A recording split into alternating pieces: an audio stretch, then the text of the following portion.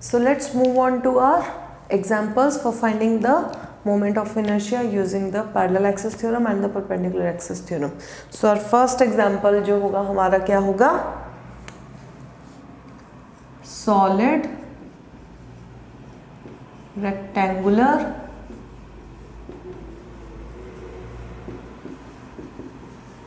bar. सबसे पहले diagram बनाते हैं ताकि चीज़ें काफ़ी हद तक क्लियर हो जाएंगी.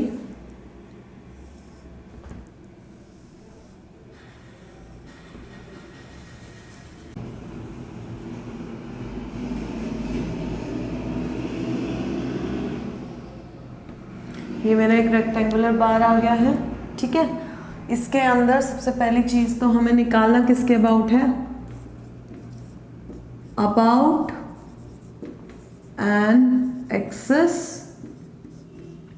passing through its center of mass and perpendicular to its length. ठीक है, इसका सेंटर ऑफ मास कहाँ पे लाई करेगा, इसको भी कनेक्ट कर देते हैं एक बार. डॉटेड लाइन शोज कि वो बैकग्राउंड में है, मतलब it is not visible to us. ठीक है, तो इसका सेंटर ऑफ मास इसके सेंटर में ही लाई करेगा. ये इसकी टोटल लेंथ आ गई, this is its breadth B. ठीक है, हमें निकालना है किसके अबाउट, इसके about. This is my required axis. ठीक है, इसको ओ जेड बोल देते हैं. ठीक है, अब इसका जो टोटल मास रहेगा बॉडी का विच इज m, राइट. तो when we start to solve, ये जो एग्जांपल है I am moving on to a complex one. जो बेसिक एग्जांपल्स हैं, सिंपल रॉड का है या एनुलर रिंग का है या सिंपल सर्कुलर डिस्क का है, वो आपका होमवर्क भी है because you have already done it in previous classes. आपने उसे एक बार 9th-10th में भी किया था, फिर एक बार 12th में भी करा है, तो I am not repeating them. ये वाला जो है इसके अंदर हमारी एक्सिस थ्योरम यूज होगी, तो I am directly moving on to it. बाकी आपका खुद का एग्जाम्पल है and you can very well do them on your own. There is no need to repeat them here. तो इसके ऊपर चलते हैं.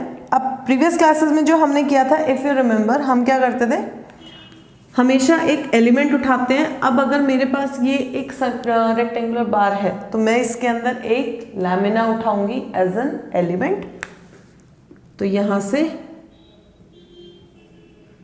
ये एक लैमिना आएगा,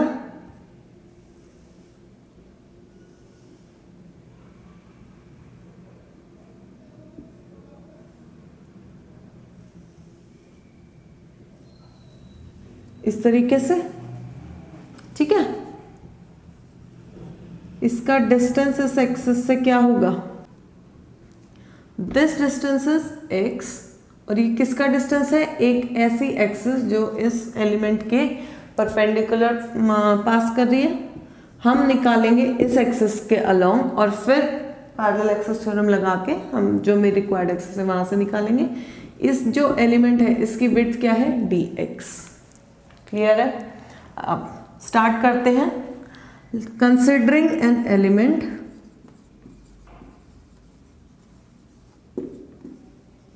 एंड एलिमेंटल, क्या बोलेंगे इसका, एलिमेंट का lamina, elemental lamina of width dx. Now one thing we always assume is कि जो भी इसका मास है it is uniformly distributed. Uniformly distributed होगा तो मास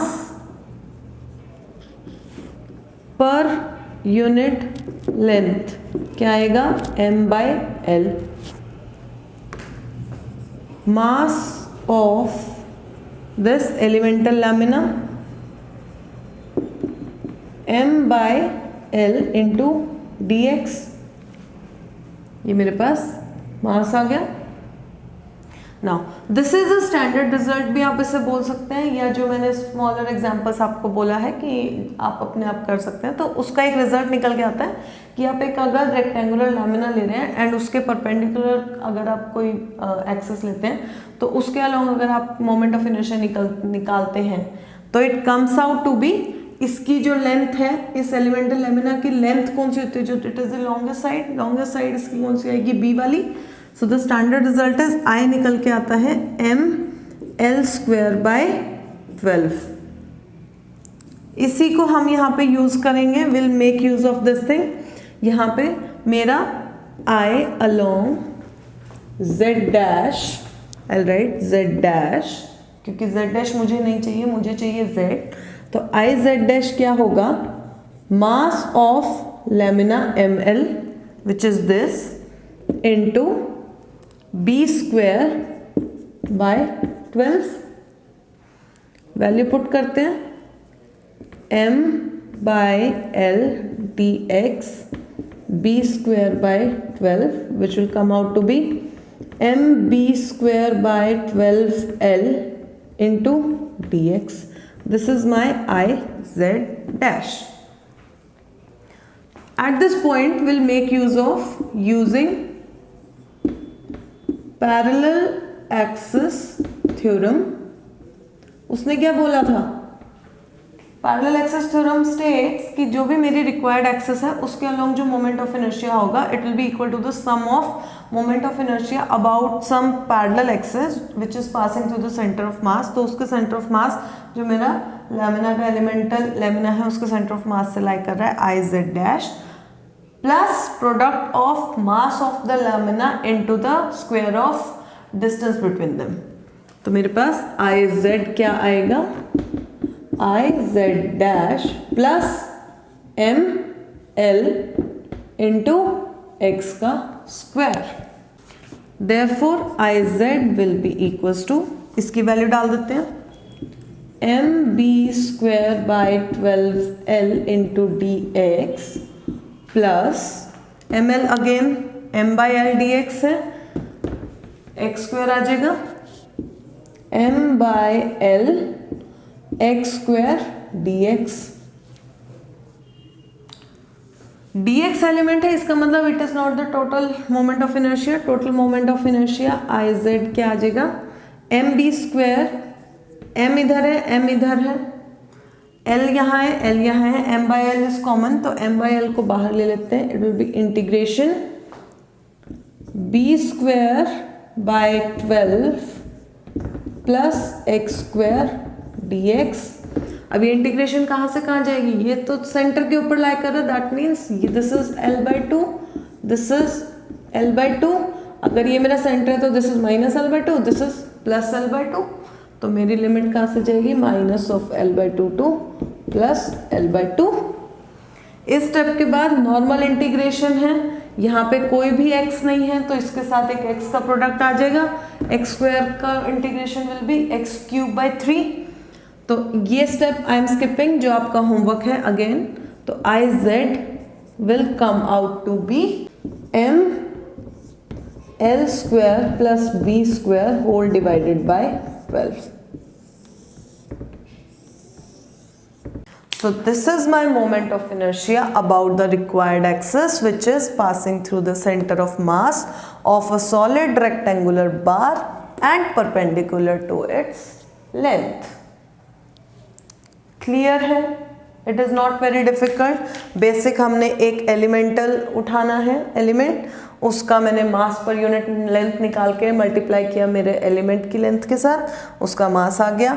नॉर्मल स्टैंडर्ड फॉर्मूला कह सकते हो, या जो हमारे स्मॉल एग्जांपल्स हैं उनको अगर आप याद करोगे तो you can use them as standard formula only. तो मैंने पुट करा, पैरेलल एक्सिस थ्योरम लगाई, आंसर निकल के आ गया। क्लियर है?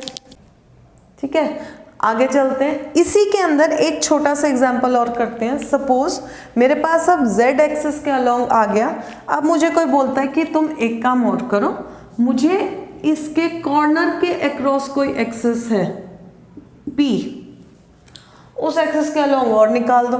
अब ये जो एक्सिस है this is again parallel to this axis, दोबारा से पैरेलल एक्सिस थ्योरम निकाल देंगे। ये डिस्टेंस मान लेते हैं d। नाउ d ये दोनों परपेंडिकुलर हैं, दिस डिस्टेंस इज l/2। ये डिस्टेंस क्या है, b का हाफ, b/2।